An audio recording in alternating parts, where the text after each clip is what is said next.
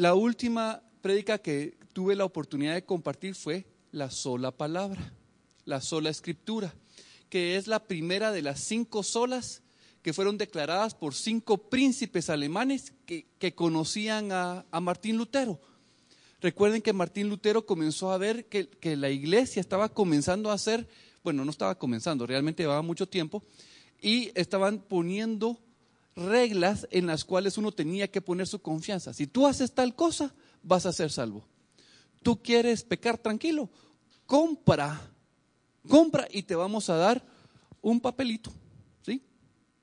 Un acta, se me fue el nombre, una indulgencia para que tú puedas pecar libremente y no tengas cargo de conciencia y tengas garantizado tu entrada al cielo, ¿sí? Y entonces él comenzó a ver esto y dijo, no, esto no es así. Y tomó y dijo, solo la escritura me dice la verdad. Solo la escritura me esclarece los pensamientos de Dios, me indica el camino, me indica la verdad. Y eso fue lo que hablamos la vez pasada. ¿Se recuerdan cuáles son las otras 4 solas? Sola fe, sola gracia, solo Jesucristo y solo la gloria a Dios. Pero Martín Lutero, ¿sí?, dijo estas 5 solas, pero la verdad es que hay una más. Solo por medio del Espíritu Santo se nos abre la palabra de Dios. Amén. Tenemos las 5 solas que las acabamos de decir: sola escritura, sola fide, sola gratia, sola Christus y soli Deo gloria. Solo la gloria a Dios.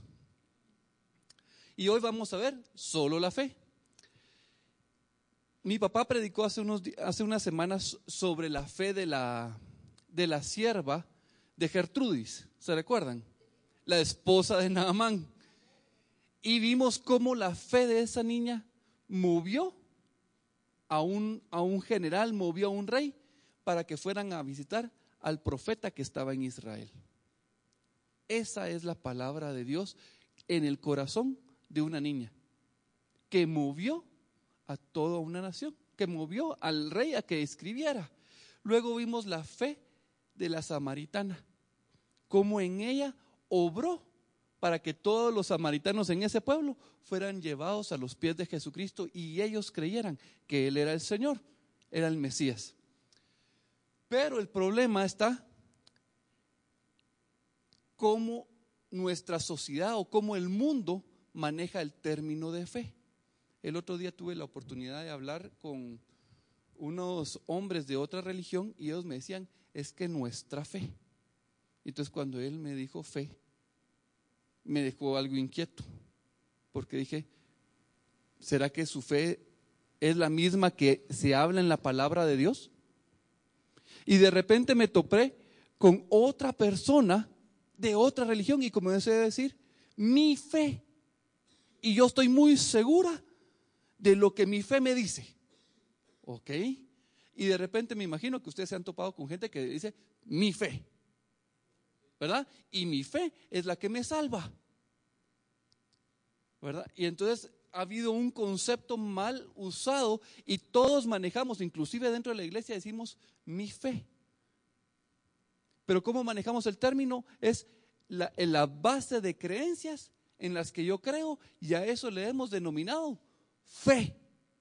Pero no necesariamente lo que nosotros creemos es la fe de Dios. Y malinterpretamos y confundimos. La fe natural proviene del hombre y es un lenguaje. Pero en la palabra de Dios nos hablan de 2 tipos de fe. La primera es por don, que proviene de Dios. Y una de las partes de esta fe es la salvación. Cuando ustedes creyeron, de verdad, creer el evangelio es una locura. Es una locura. Yo me recuerdo de cuando yo no era converso y me hablaban de Jesucristo y no era congruente. Pero el día que yo creí, pregúntenme o le preguntan a cualquiera que es nacido de nuevo, fue por gracia, fue por don, Fue por misericordia de Dios que llegamos a creer que Jesucristo es el Hijo de Dios, que es el Mesías, que es el Cordero. Y luego vemos que también está la fe, que es por fruto, que proviene de Dios, pero que es un reflejo de la santidad de Dios, que es un reflejo de la madurez, del crecimiento que Dios ha hecho en nuestras vidas. Nosotros podemos parar tanto la fe por don y la fe por fruto. Y quise traer varias ideas de fe. Dice, el hinduismo nos dice que si renunciamos al mundo y nos relacionamos con el espíritu del universo, encontraremos por fin el camino de la paz. El budismo expone ante nosotros los 8 principios según los cuales el hombre debe de actuar y de ese modo encontrará el camino de la salvación. El humanismo moderno nos dice que la salvación se consigue sirviendo a la humanidad. ¿Se han dado cuenta? Todo es por hacer por tus propias obras. Y el judaísmo, la ley, nos enclausta en esto.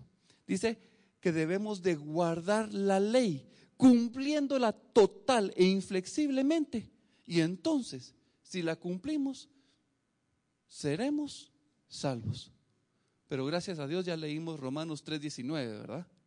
Porque la ley sirve solo para cerrarnos la boca y hacernos ver que somos pecadores, que somos transgresores y que necesitamos a alguien que venga y que nos salve.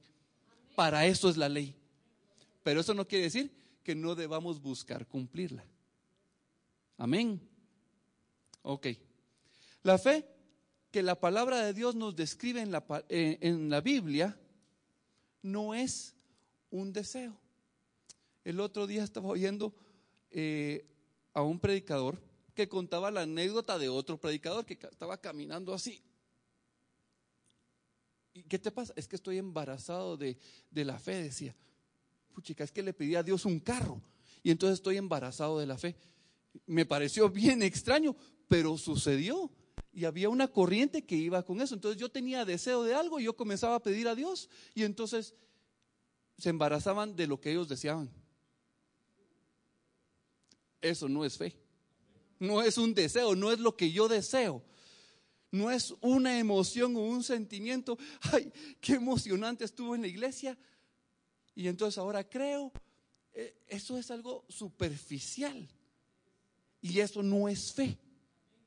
¿Sí? No es un conocimiento. Por ejemplo, no quiero tirar esto porque yo sé que si yo suelto esto va a caer, ¿verdad? Todos entonces aquí tienen fe. Eso no, tener conocimiento de algo no es fe. ¿Sí? No es un pensamiento positivo. Me va a salir bien, me va a salir bien y tengo fe que me va a salir bien. Eso no es fe. Pero interpretamos todas estas cosas como que eso fuera fe. La fe humana es creer casi prácticamente en cualquier cosa. Y así lo maneja nuestra sociedad y el mundo entero. Yo tengo fe. Pero debemos de voltear a ver lo que dice la palabra. No es lo que yo pienso, es lo que Él piensa. Amén. Ok. Proverbios 23:7, me gustó esta cita porque dice, porque ¿cuál es su pensamiento? En su corazón, tal es Él. Si yo pienso que mi fe, sigo pensando que es mi fe. La pregunta es, ¿dices tú la fe de Jesucristo o dices mi fe? La fe de Jesucristo. Pero, ¿cómo así? Vamos a entrar y vamos a comenzar a ver todo esto. Isaías 55, 8 al 9 dice, porque mis pensamientos no son vuestros pensamientos, ni vuestros caminos, mis caminos, dijo el Señor.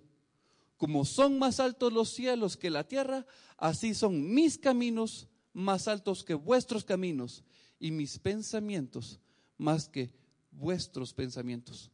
Entonces la única forma de que podamos entender los pensamientos del Señor es a través de su palabra y a través de su Espíritu. Solo el Espíritu de Dios nos revela las verdades de su palabra. Y quiero comenzar a comparar, porque muchas veces decimos fe es creer, pero fe involucra muchísimo más que solo creer. Fe y creer no son exactamente iguales, no son sinónimos. Primero, creer es un verbo, ¿sí? Yo creo, tú crees, todos ustedes creen, no, yo creía, yo voy a creer. Se puede conjugar, pero tratemos de conjugar fe y no voy a usar yo, voy a usar tú, porque yo feo no me gusta. Tú feas, nosotros feamos, nosotros feíamos, ¿verdad que no? Primero, ya vemos, no son lo mismo. El creer es inmaterial y es una actividad, es algo que hacemos. Pero la fe es una sustancia y es divina. Nosotros no la podemos crear. Y quería traer Hebreos 11:1 y la versión Reina Valera 1960 dice que es certeza. Pero en otras versiones, la versión 2000, la King James Version, la versión 1909 y otras versiones dicen es una sustancia. Es pues la fe la sustancia de las cosas que se esperan, la demostración de las cosas que no se ven. Y entonces comenzamos a ver, ok, no es lo que yo creo, es algo divino, es algo producido por Dios. Nosotros no la podemos producir, Él nos la regala. Solo vean, creer cambia a través del tiempo. Yo puedo creer una cosa ayer, puedo creer otra cosa hoy y puedo creer otra cosa mañana. Pero la fe de Dios es la misma ayer, hoy y mañana. Y estoy deteniéndome en esto porque a mí me costó entenderlo. Y fue un proceso el entender que yo no produzco fe. Porque de repente comienzo a pensar, no tengo fe. ¿Por qué? Porque oro por lo que yo quiero y no pasa. Y entonces digo, ¿qué está pasando? No tengo fe. Y entonces entramos en un desánimo y no entendemos por qué Dios no hace. Y la fe no tuerce el brazo de Dios. ¿Ok? La fe no se puede crear. O mejor dicho, el hombre no puede crear fe. Hebreos 12:2a dice, puestos los ojos en Jesús, el autor y el consumador de la fe. ¿Quién hizo la fe? Jesús. ¿En la fe de quién vivimos? En la fe de Jesucristo. En la fe de la que Él hizo, no en la que tú crees que puedes hacer. Amén. Ok, entonces no se puede crear, pero sí se puede recibir. Eso sí podemos hacer, recibirla. Y leamos Romanos 10:17, dice, así que la fe es por el oír. Y el oír la palabra de Dios.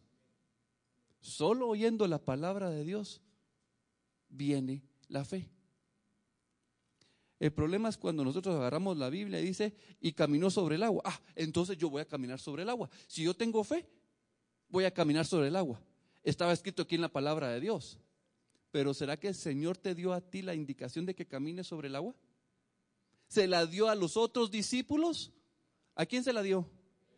A Pedro. O sea, muchas veces creemos que todo lo que está escrito en la palabra directamente es para mi vida. Y sí fue escrita, pero no para un momento específico, o tú la puedas agarrar como tú quieras. Tienes que agarrarla y pedirle al Señor que Él te diga lo que Él quiere decirte, no lo que tú quieres oír. A mí me toca, ¿se recuerdan cuando eran jóvenes? O los que son jóvenes, o cuando eran niños. ¿Qué querían ustedes? que sus papás hicieran lo que uno quería. Todavía, todavía quiero que hagan lo que yo quiero. Sí, Jorge abrió más su corazón y eso es más honesto. Yo todavía, es cierto, tengo que confesarlo. Así es mi corazón. ¿Queremos hacer? Es más, yo quiero que todos ustedes hagan lo que yo quiero. Yo quiero gobernar, yo estoy bien endiosado. Sigo sentado en el trono de mi propio corazón, que le corresponde al Señor. Pero la palabra del Señor me va diciendo, quita este brazo, quita ahora el otro. Y me va destronando con amor, con paciencia. Quiero tocar tres citas donde se habla de fe. Porque cuando leemos de repente podemos confundir. Y el primer caso es el de la mujer sirofenicia. Esta conversación para mí siempre fue difícil, porque cuando esta mujer se acerca a Jesús, Jesús le responde algo fuerte y tosco, y la verdad es que a mí me golpeaba cómo le respondía. Decía yo, Señor, no me suena como que tú estás respondiendo, me parece como que Mateo agregó, quitó. Pero la verdad es que yo era el que no entendía, porque Jesús ya sabía la fe que estaba sembrada en ella. Y Jesús estaba haciendo con sus palabras un proceso interno directamente en esta mujer. Ella le pide, sana a mi hija. Y Jesús le dijo, pues yo no he venido a ustedes, he venido a la casa de los hijos de Israel. Por favor, por favor. No me es lícito entregarle, o sea, les voy a dar el pan a los hijos de Israel. Y ella dice, por lo menos, Señor, por lo menos las migajas. Por lo menos las migajas, Señor. Y entonces Jesús, oh mujer, grande es tu fe. Hágase contigo como quieres. Y entonces aquí viene la pregunta, ¿cómo es que Jesús le dice, grande es tu fe, si la fe viene de Jesucristo? Porque en algún momento ella posiblemente oyó de alguien que le decía, Jesús es el Mesías y Él puede sanar a tu hija. Pero en esas palabras no solo habló una persona, le habló el Espíritu Santo a su vida, le habló en lo más profundo y le dijo, Él es el que te puede salvar, Él puede salvar a tu hija. Y ella creyó. Y Jesús le dijo, grande es tu fe. ¿Por qué? Porque ella había permitido que esa fe creciera en su corazón. Otro caso que quiero traer a colación es el caso del centurión. Si ustedes ven a la mujer sirofenicia y al centurión, uno romano y la otra sirofenicia, no eran del pueblo de Dios. Y estos casos son bien emblemáticos, porque a nadie más les dijo, grande es tu fe, solo a ellos dos. En el caso del centurión, mi siervo está enfermo. Entonces, vamos, no, Señor, yo soy hombre en jerarquía de mando. Si tú dices, yo sé que se va a hacer porque yo mando y se hace. Y tú tienes poder, tú tienes autoridad. A ti se te ha dado toda autoridad. ¿Qué dice Jesús? De cierto os digo que ni aún en Israel he hallado tanta fe. ¿Cómo obtuvo este centurión la fe? El Espíritu de Dios le sembró en su corazón y la dio y creció. Pero era la fe de Jesucristo que ha crecido y él la recibió y la abrazó. Proverbios 23:23 dice, compra la verdad, cómprala. Y luego ¿qué dice? No la vendas. No la vendas. Lamentablemente muchas verdades que el Señor nos ha dado las hemos perdido y vendido por tonteras. Y otro caso que quiero traer a colación, no estoy entrando al estudio de estos casos, solo los estoy mencionando. Es el caso de la mujer con flujo de sangre, que se menciona en Lucas 8:43 y 48. Y dice que Jesús, cuando la mujer tocó su manto, Jesús dijo, alguien me ha tocado, alguien me tocó, porque yo he conocido que ha salido poder de mí. Aquí está en Lucas, pero en Mateo, si no estoy mal, es capítulo 9, versículo 21. dice que la mujer decía en su corazón, si yo lo toco, si yo toco el borde de su manto, yo seré salva. Yo seré salva. Lo interesante es que uno, ¿cómo diría? Sería sana, ¿verdad? Pero ella tenía un contexto mayor, tenía un mayor entendimiento, porque la mujer que sufría de este flujo de sangre no podía vivir dentro del pueblo, tenía que vivir afuera, como vivían los leprosos. Tenía que vivir apartada, vivía en condenación, vivía marcada por la sociedad. Y ella dijo, no solo voy a ser sana, voy a ser salva. Y tocando, el poder de Dios salió. Pero ¿quién movió a la mujer en su corazón? ¿Quién la convenció de eso? La fe de Jesucristo. El Espíritu Santo viene y pone la fe en nuestro corazón para que la voluntad del Padre. ¿Cuál era la voluntad del Padre, del Hijo y del Espíritu Santo en la mujer con flujo de sangre? Que ella fuera salva. Y entonces el Espíritu Santo le puso en su corazón, si tú tocas el borde de su manto, tú serás sana. Eso no fue producto de su imaginación, no fue producto de lo que ella había leído, de lo que ella había oído, fue producto de lo que Dios había dicho en su corazón. La fe es producto de lo que el segundo Adán, Jesús, hizo y lo que el primer Adán no pudo hacer. Y esta parte, para mí, ponerlo escrito fue bien complicado, no esto, sino lo que sigue, porque es bien difícil de explicar y esto no puedo yo, esto es el Espíritu Santo el quien lo tiene que hacer. Y así que vamos a inclinar nuestros ojos y le vamos a pedir al Espíritu Santo que sea Él el que nos revele. Padre bueno, Padre celestial, Jesucristo, Espíritu Santo, venimos hoy reconociendo nuestra necesidad de ti. Necesitamos de tu Espíritu Santo para conocer tu verdad. Necesitamos de tu Espíritu Santo para conocer la obra de tu Hijo amado Jesucristo. Necesitamos de tu Espíritu Santo para entender, Señor, quién eres tú. ¿Quién eres tú? ¿Y cuál es tu obra? Por favor, danos la gracia de entender qué hiciste.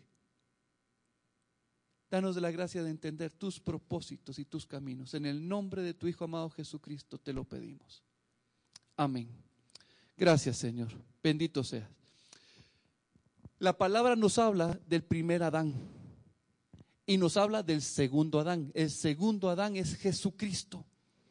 Y cuando hablamos de Jesucristo, hablamos de hombre, de Dios haciéndose completamente hombre. Se despojó de toda su gloria. Yo tengo la forma de decirlo, es que se quitó sus pistolas. ¿Sí? Se quitó la pistola de omnipotente. Se quitó la pistola de omnisciente. Se quitó la pistola de todos sus poderes, de toda su gloria. Y se hizo hombre. Se vistió de hombre, se despojó de todo. Hay un dicho, y creo que ese dicho va a aclarar mejor la situación. El dicho dice, quien tiene el sartén por el mango, tiene el poder.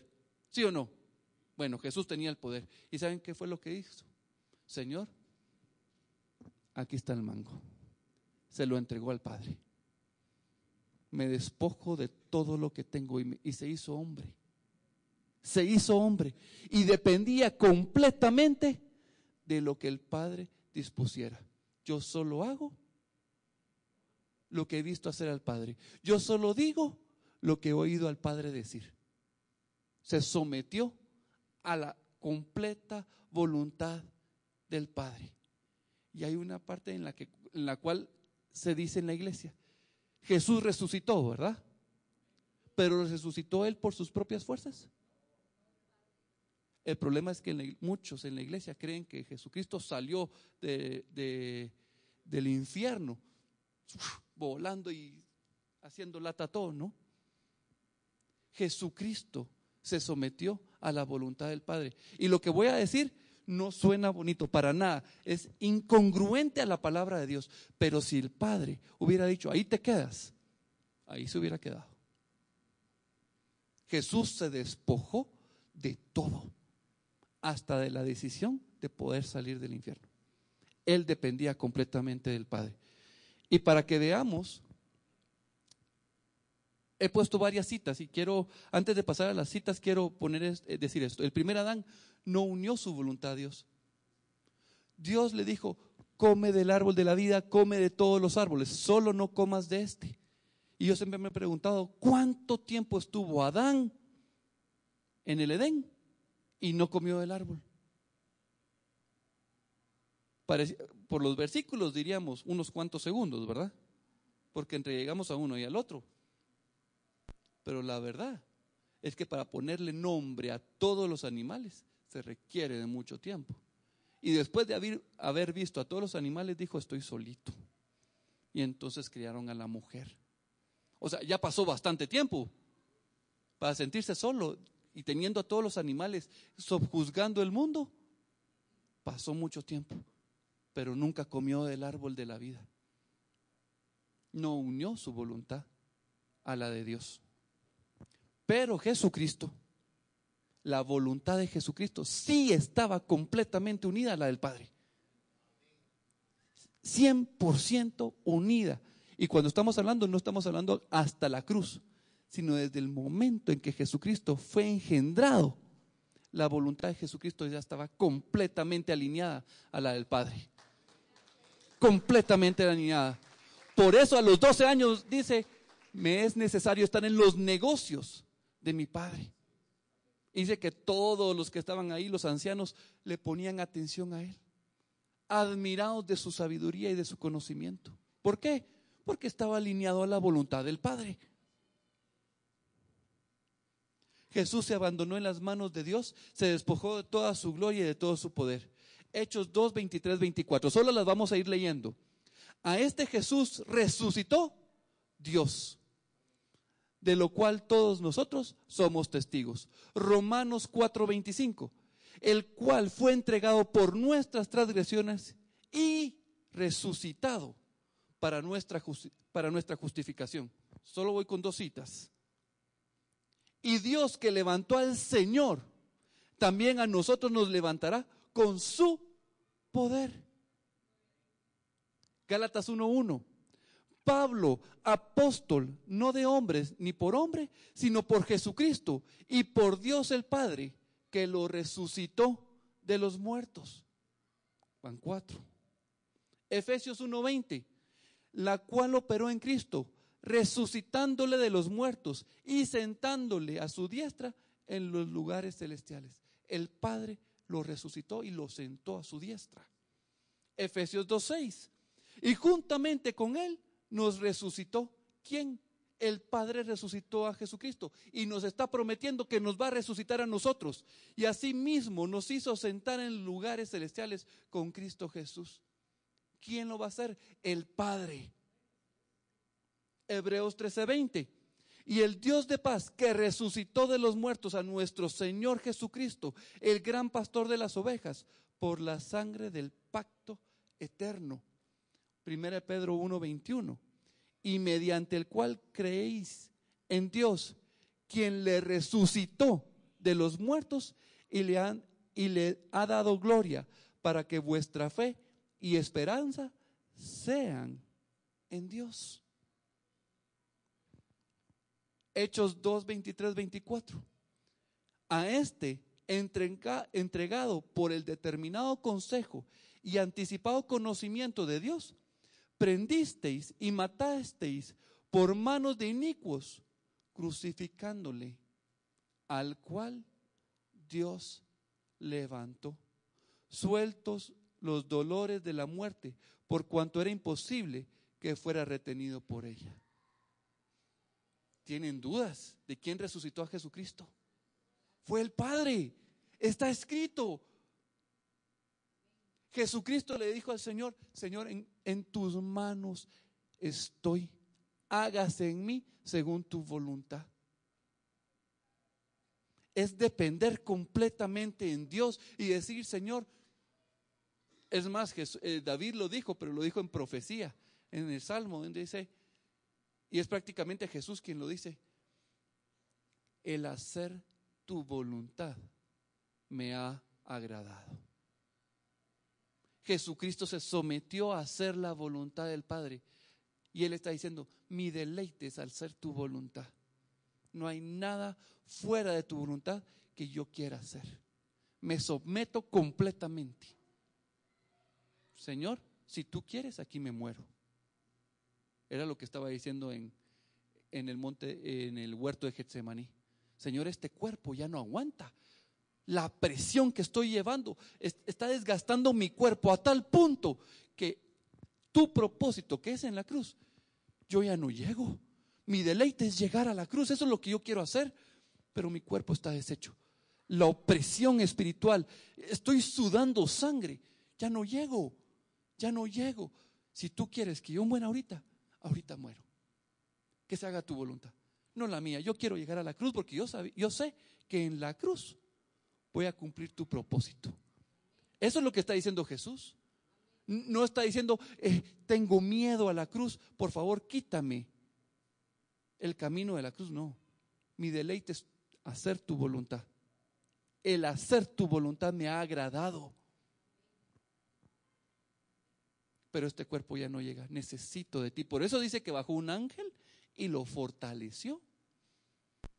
Por eso es que pudo soportar Jesús el camino, porque fue fortalecido para cumplir la voluntad del Padre. Y doy gracias y gloria al Señor porque no tuvo miedo, sino que se deleitó en hacer la voluntad del Padre y nos ha enseñado que sus caminos son mejores que nuestros caminos. Gracias, Jesús. Gracias, Señor. Gracias, Señor. Y esta es la cita base. Gálatas 2:20. Con Cristo estoy juntamente crucificado, y ya no vivo yo, mas vive Cristo en mí. Y lo que ahora vivo en la carne, lo vivo en la fe del Hijo de Dios, el cual me amó y se entregó a sí mismo por mí. Ya no vivo yo. Miren, yo no estoy crucificado en la cruz, pero yo creo que la obra que Jesús hizo en la cruz, Él estaba cargando conmigo. Él estaba cargando conmigo, con mi iniquidad, con mi impureza, con mis transgresiones.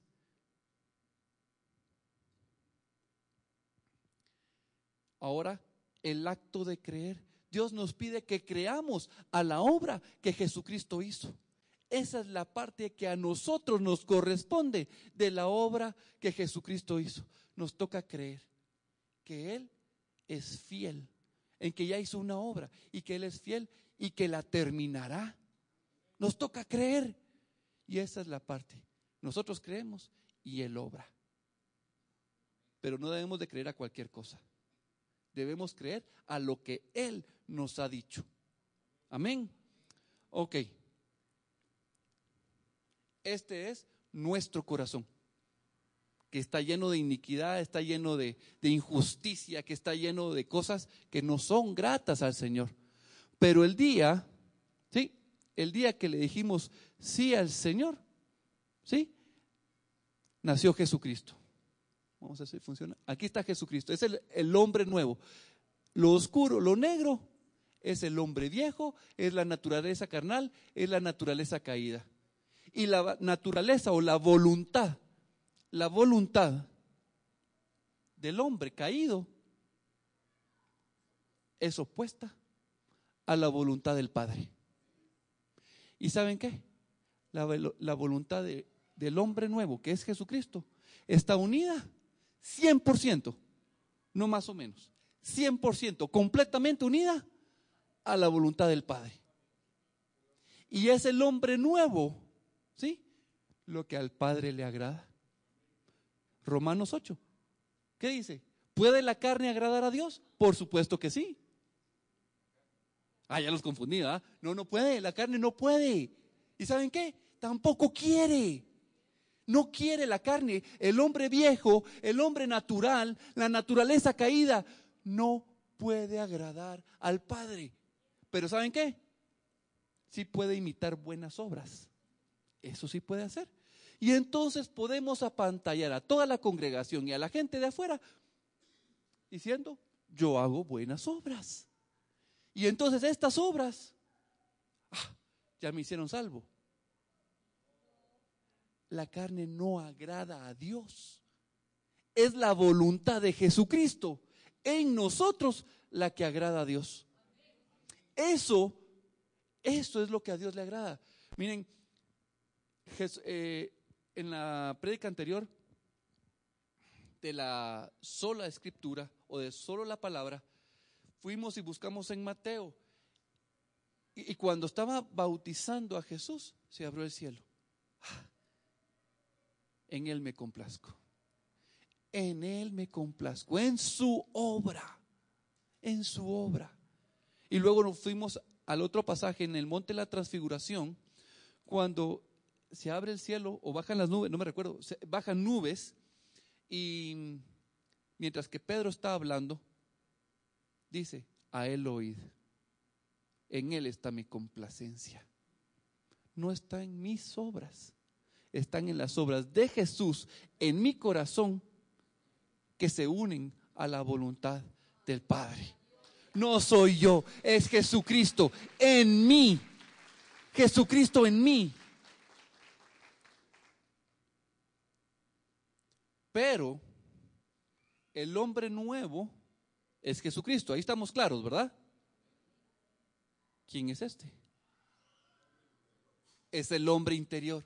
Es el área que Jesucristo ya conquistó en mi vida y que se está rindiendo, que sigue luchando porque quiere agradar al Padre. El hombre interior que Jesucristo ha conquistado en mi vida quiere unirse a la voluntad del Padre. Quiere agradar a Jesucristo. Quiere agradar a Jesucristo. Ese es el hombre interior. Pero el hombre, o sea, aquí hay una parte en la cual hay dos personas en mí. Y Pablo lo decía, hay una lucha dentro de mí. Y lo que quiero, no hago. Y lo que no quiero, eso es lo que hago. Es la lucha del hombre interior contra la carne. Muchas veces unimos y decimos yo y juntamos al hombre interior con el hombre carnal y decimos que es el mismo yo. Los dos están dentro de mí, solo que uno quiere agradar al Padre y el otro no quiere. Y tenemos que diferenciarlos. Ahora, el problema está en que creemos que porque Jesús ya está en nuestro corazón, ¿sí? Esta área es completamente perfecta y no es cierto. Jesucristo entró en nuestro corazón y puso su pie. Ya está aquí, ya está en nosotros. Pero decimos, ok, todavía no he sido transformado. Él simplemente conquistó. Esa es la primera palabra, conquistó o regenerar. O podríamos decir, somos niños espirituales o tenemos luz de estrella. Miren, podemos usar cualquiera de las terminologías, pero la verdad es que Jesucristo entró y hay mucha naturaleza en mí que no ha sido transformada. Todavía sigo siendo mentiroso. Creemos en Jesús, pero hay mucho en nosotros que no agrada al Padre. Así es.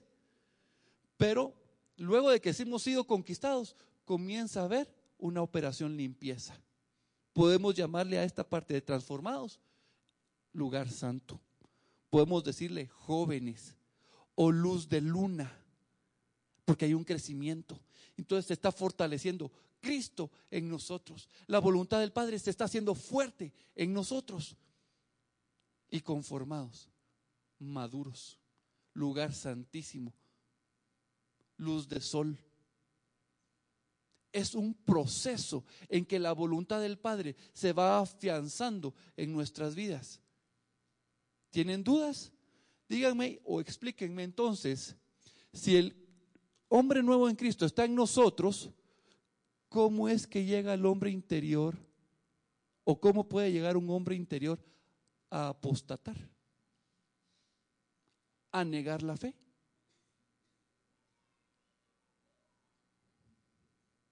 Porque no dejó que se conformara, porque no dejó ser transformado. Solo llegó a la parte de que sí, Jesús creo, pero como no permitió la obra de Cristo en su vida, con el tiempo va retrocediendo hasta el punto de negar a Cristo.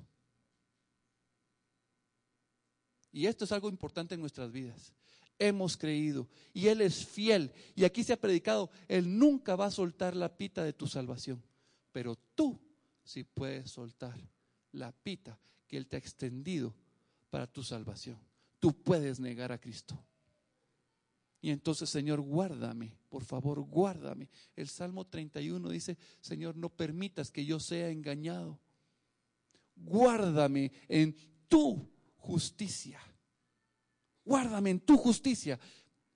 Señor, que no dependa de mí, que yo dependa completamente de tu gracia, de tu misericordia, de tu bondad.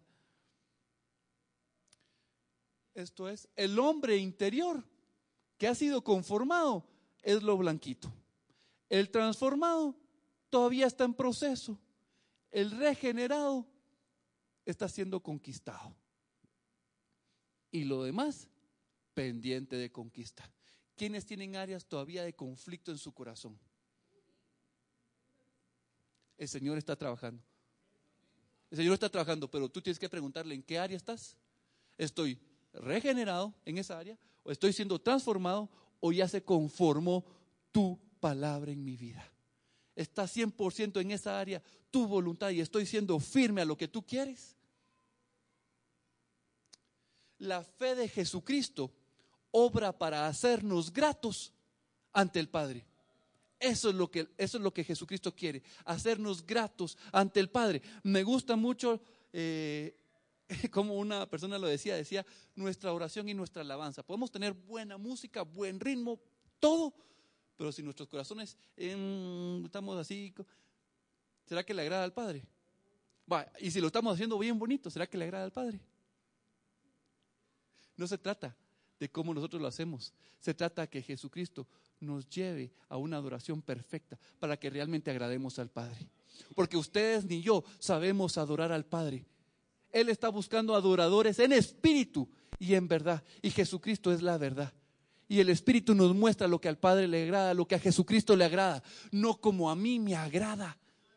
Es que la música más movida, no, a mí me gusta más quietecita y sin levantar. No se trata de lo que a mí me gusta, se trata de lo que a Él le agrada y le gusta. Amén. Ok. Y eso es lo que Jesús quiere en nosotros. Hebreos 11:6 dice, pero sin fe es imposible agradar a Dios. ¿De quién es la fe? Ok. Sin Jesucristo, sin la obra de Jesucristo en tu vida, es imposible que tú agrades al Padre. Es imposible. ¿Se dan cuenta cómo hablamos de fe? ¿Y qué es lo que está diciendo la palabra de Dios de lo que es fe?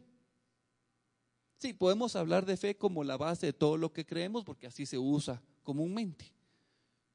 Pero yo prefiero usar la fe como Él la utiliza, como Él dice que es la fe. Porque Jesús es el autor y consumador de la fe. Él es el que agrada al Padre. Él, solamente Él es el camino, la verdad y la vida. Y si tú ya oíste, ya conoces a Jesucristo, no tienes excusa. Mejor hubiera sido que no oyeras el Evangelio, si es que vas a retroceder. Porque el castigo, el juicio va a ser más duro a los que oyeron y conocieron la verdad. Terrible. Yo quiero traer a colación esta cita o esta experiencia en la que Jesús habla con sus discípulos. Dice Marcos 11, del 22 al 24. Respondiendo Jesús les dijo, tened fe en Dios, porque de cierto os digo que cualquiera que dijere a este monte, quítate y échate en el mar, y no dudare en su corazón, sino creyere que será hecho lo que dice, lo que diga le será hecho. Por tanto os digo que todo lo que pidiereis orando, creed que lo recibiréis y os vendrá. Y entonces aquí viene un conflicto. Bueno, entonces si pido, Dios me va a dar, porque si estoy orando y estoy pidiendo, el Señor va a hacer. Y muchos cometemos el error y comenzamos a orar y a orar y a orar y a insistir. El problema es, y voy a regresar unas gráficas aquí. Pregunto, ¿quién estará orando? ¿Este o este? Señor, yo te pido un carro nuevo y yo tengo fe que tú me lo vas a dar. Resuelve mis problemas. Necesito tu ayuda, necesito que pagues, necesito que hagas. El otro día un hermanito me dijo y me pareció un muy buen ejemplo. Va uno manejando. Señor, por favor, ayúdame a encontrar un parqueo, por favor, un parqueo, por favor. Y de repente comenzamos a ver que está saliendo alguien. Señor, no te preocupes, ya encontré yo uno.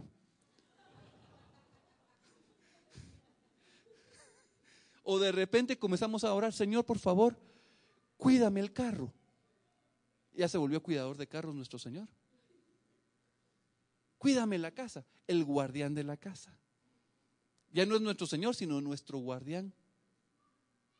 Tremendo, ¿verdad? Y entonces comenzamos a orar con la voluntad de quién. Y no estamos orando con la voluntad de Dios. Y ahora vamos a irnos a Santiago 4:3. Pedís y no recibís, porque pedís mal, para gastar en vuestros deleites. Dice Colosenses 1:16 que fuimos creados por Él y para Él.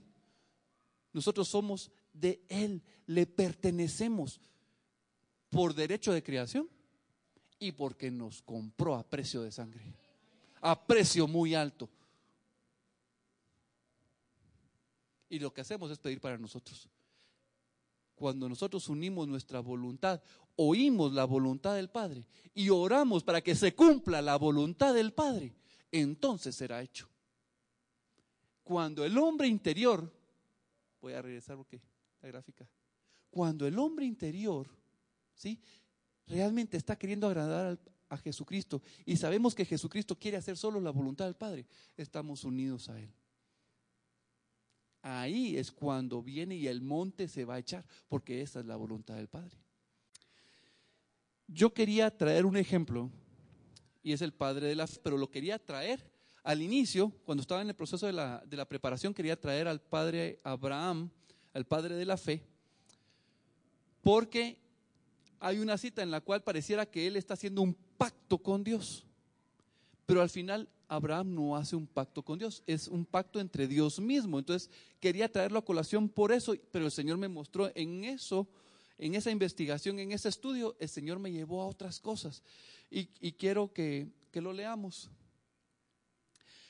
Génesis 15 del 1 al 21, vamos a ir leyendo porciones. Después de estas cosas vino la palabra del Señor a Abraham en visión, diciendo: no temas, Abraham, yo soy tu escudo y tu galardón será sobremanera grande. Y respondió Abraham: Señor, ¿qué me darás? Siendo así que ando sin hijo y el mayordomo de mi casa es ese Damaseno Eliezer. Dijo también Abraham: mira que no me has dado prole, y he aquí que será mi heredero un esclavo nacido en mi casa. Luego vino a él palabra del Señor, diciendo: no te heredará este, sino un hijo tuyo será el que te heredará. Y lo llevó fuera y le dijo: mira ahora los cielos y cuenta las estrellas, si las puedes contar. Y le dijo: así será tu descendencia. Ojo. Y creyó al Señor y le fue contado por justicia. Él creyó. No pudo, miren, Abraham, aunque no habían ciudades con grandes luces, él podía ver muy bien el cielo. Y la cantidad de estrellas que él podía ver no es la cantidad de estrellas que hoy en día se han descubierto. En lugares donde con un telescopio no se ve nada, después de estar tomando fotos y fotos y fotos y dejar enfocado el telescopio a ese mismo punto, han descubierto galaxias y galaxias y galaxias donde no se miraba. O sea, podemos contar posiblemente las que veamos, pero es casi imposible. Y todavía hay más que no podemos contar. Y Abraham creyó. Y entonces fue tomado, fue contado por justicia. ¿Con qué? Con creer la parte que nos corresponde a nosotros. Sigamos leyendo. Y le dijo: yo soy Señor, que te saqué de Ur de los Caldeos para darte a heredar esta tierra. Y él respondió: Señor, ¿en qué conoceré que la he de heredar? ¿Cómo interpretan ustedes esta pregunta? ¿Cómo sé que si lo que estás diciendo es cierto? Así se lee, ¿verdad? Así se entiende. Pero no es lógico que primero diga creo y luego dudo, ¿verdad? ¿O sí? No. ¿Qué está haciendo referencia a esta pregunta? ¿Cómo lo vas a hacer? No es a ¿será que lo haces? No, se refiere a ¿cómo? ¿Cómo vas a hacer esto?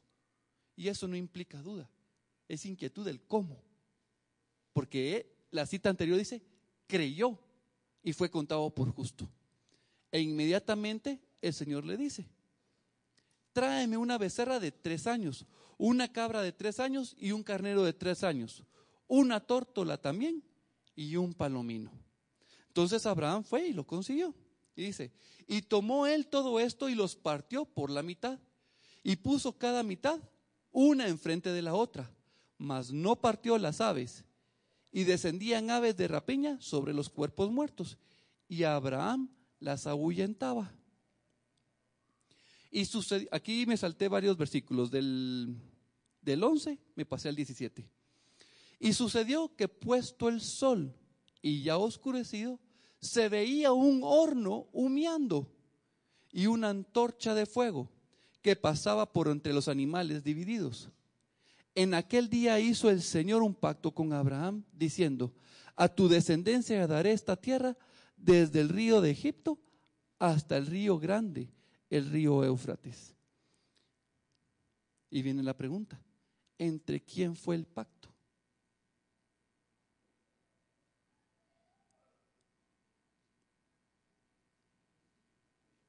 Primeramente, vuelvo, la primera lectura es decir, entre Dios y Abraham. Esa es la primera lectura. Uno lo lee y dice: sí, Dios hizo un pacto con Abraham, entonces Abraham tiene un pacto con Dios. Esa es la primera lectura. Pero cuando comenzamos a leer y el Espíritu de Dios nos comienza a llevar a un conocimiento de sus verdades, comenzamos a ver que Abraham no hizo pacto. ¿Cómo sabemos eso? Porque cuando se partían, aquí estamos, se partieron el becerro, la cabra y el cordero, el carnero, y las 2 aves quedaron aquí. Se hacía un río de sangre. Y las 2 partes que hacían el pacto pasaban en medio. Y entonces los que pactaban quedaban manchados con sangre. ¿Abraham pasó? Nunca pasó. ¿Quiénes pasaron? Dice que pasó un horno y pasó una antorcha. Un horno tiene el reflejo de grande, ¿verdad? Y una antorcha más pequeña. Y si vemos la relación cuando estudiamos el tabernáculo es la imagen o la representación o la sombra de Jesucristo. Y cuando hablamos del templo de Salomón y vemos que tiene 10 lavacros, que tiene un mar, que tiene 10 lámparas, que tiene 10 mesas, mientras que el tabernáculo solo tiene una mesa, una lámpara y un lavacro, entendemos que la figura del templo, que es 10 veces más grande, es la imagen del Padre. Entonces, cuando leemos esa escritura, ¿quiénes están haciendo el pacto? El Padre y el Hijo, el horno humeante y la antorcha. ¿Y Abraham qué era? Era un testigo de ese acto. ¿Por qué Abraham no podía firmar ese pacto? Porque él era esclavo del pecado como tú y yo. Y un esclavo no tiene derechos de tomar decisiones por sí mismo. Ningún hombre puede decir: yo voy a pactar con Dios. ¿Por qué? Porque no puede. No tiene capacidad de pago, no tiene solvencia moral, no tiene justicia en sí mismo. Por eso es que el Padre y el Hijo dijeron: nosotros vamos a pactar, porque tú y yo sí tenemos poder, nosotros sí tenemos solvencia, sí tenemos cómo pagar lo que ellos no pueden pagar. El pacto es de Dios. ¿Alguno tiene dudas sobre esto? Leamos Génesis 17:1. Y esta era por esta cita era que yo quería traerlos, porque quería hacerles ver que Él era el que hacía, y era la fe de ellos. Era Abraham de edad de 99 años cuando le apareció el Señor y le dijo: yo soy el Dios Todopoderoso, anda delante de mí y sé perfecto, y pondré mi pacto. ¿El pacto de quién? De Abraham, ¿no? Porque si era con Abraham le hubiera dicho: voy a poner nuestro pacto en medio, pero no, está diciendo: voy a poner mi pacto, el que yo hice, Jesucristo y Padre, Hijo y Padre. Y ese pacto es el que Dios puso entre nosotros con Él. Y te multiplicaré en gran manera. Pero cuando yo estaba buscando miren, esto era mi propósito, mi pacto, entender que es su obra. Pero me topé con algo terrible. Miren, me movió y me puse a pelear con Dios. Y es esta parte: yo soy el Dios Todopoderoso, que dice: anda delante de mí y sé perfecto. Y con esta línea yo entré en conflicto con Dios, porque le dije: Señor, sos un ingrato, yo no puedo estar delante de ti, y mucho menos ser perfecto, para que tú vengas después a decirme que yo tengo que hacer para que tú pongas tu pacto. No puede ser, Señor. Y comencé a pelear y comencé a sacar. Tú dijiste que sin ti nada podíamos. Y me fui a Romanos y comencé a buscar y decía: Señor, esta cita no va, no va. Y estuve como 3-4 minutos, de verdad, pero con un enojo tan, decía: Señor, no entiendo lo que tú quisiste decir. Y de repente solo sentí en mi corazón: sigue leyendo.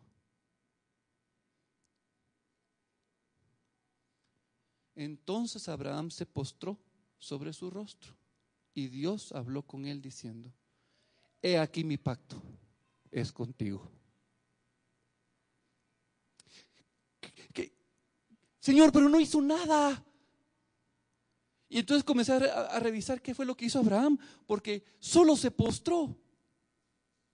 Y entonces Dios puso su pacto. Anda delante de mí y sé perfecto. ¿Cómo puede la nada ser perfecta? Reconociendo, yo soy nada. Señor, yo no puedo.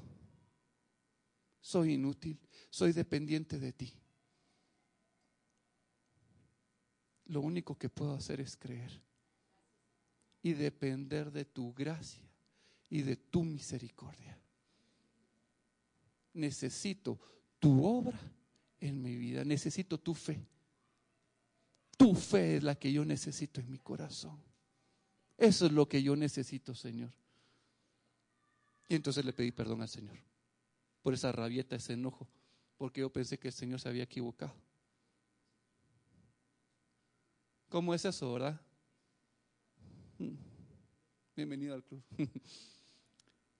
Sabed por tanto que los que son de fe, la fe de Jesucristo, estos son hijos de Abraham, porque creyeron. Porque creyeron a la obra que Jesucristo podía hacer. Salmo 31:1 me impresionó. Yo lo había ya leído, pero fue aquí donde entendí, porque decía que Lutero había agarrado como una de las citas bases para la defensa de sus tesis. Y cuando lo leí me impresionó. En ti, oh Señor, he confiado, no sea yo confundido jamás. Líbrame en tu justicia.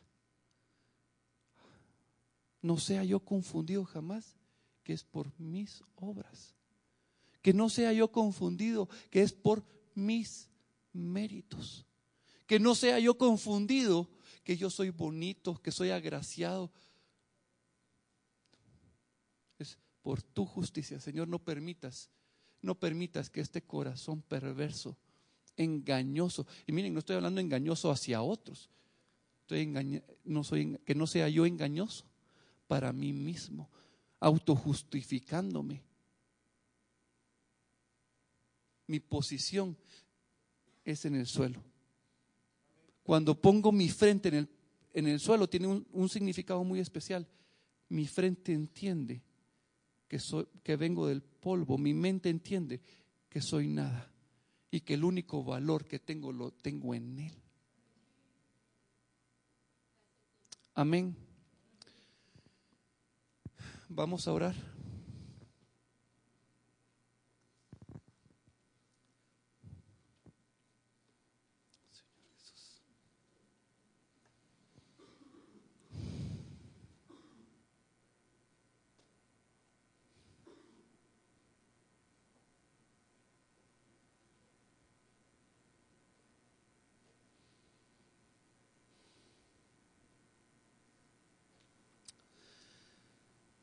Señor,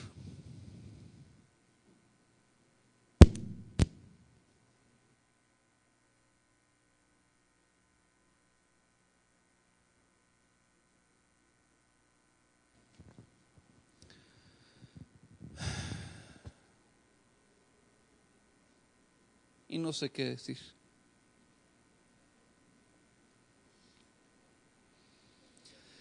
Soy nada. Y tú lo diste todo por mí. Te necesito, Jesús. Tu obra,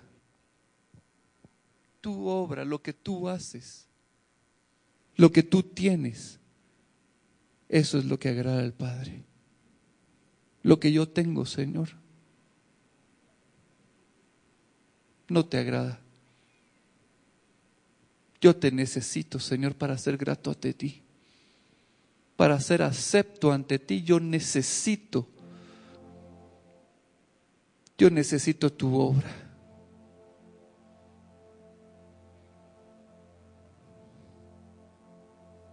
Te necesitamos, Jesús. Te necesitamos.